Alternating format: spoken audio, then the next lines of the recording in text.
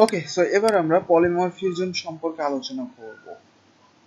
So polymorphism হচ্ছে আমরা যেটা বুঝবো সেটা হচ্ছে যে আমরা যে ইনহেরিটেন্স করছি সেই জিনিসটাই মেনলি পলিমরফিজম। অর্থাৎ মানে আমরা যে হচ্ছে যে ক্লাস বা হচ্ছে যে এই যে প্রপার্টি আমরা যে এখানে ডিক্লেয়ার করছি,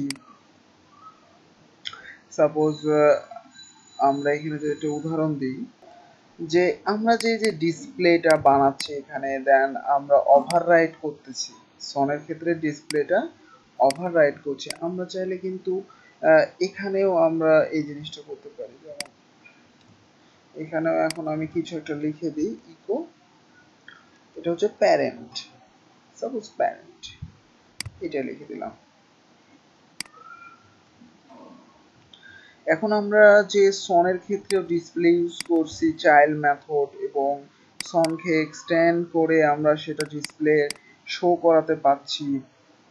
আচ্ছা, আমরা যদি এখন আউটপুট দেখতে চাই তাহলে কিন্তু দেখেন চাইল্ড মেথডটাই দেখতে পাবো, চাইল্ডটাই কিন্তু দেখতে পারবো, মানে এটা কিন্তু ওভাররাইট করছি। বাট আমরা যদি এটাকে না রাখি, তাও কিন্তু আমার ডিসপ্লেটা আসবে, কারণ আমি কিন্তু এটাকেই এই ফাদার ক্লাসকেই আমার এক্সটেন্ড করা আছে। এবার কিন্তু আমাদের প্যারেন্ট আউটপুট আসবে, দেখেন এই যে। সো আমি কিন্তু এই যে জিনিসটাকে ওভাররাইট করছি, তাই না, ওইটাকে মডিফাই করছি। সো এই যে মডিফাই করা, এটাকে বলা হয় পলিমরফিজম।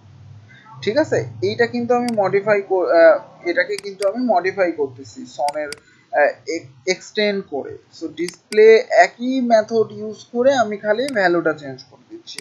সো পলিমরফিজম বলতে এটা কি বুঝে, আপনি প্রপার্টি বা হচ্ছে যে আপনি মেথডের যে ওভাররাইট করবেন এবং যে কোনো মান যে চেঞ্জ করবেন, কোনো ভ্যালু যে চেঞ্জ করবেন, সেটা কি মেনলি পলিমরফিজম বলে। ঠিক আছে, সিম্পলি যদি আপনারা বোঝার চেষ্টা করেন, জাস্ট এটাই হচ্ছে পলিমরফিজম।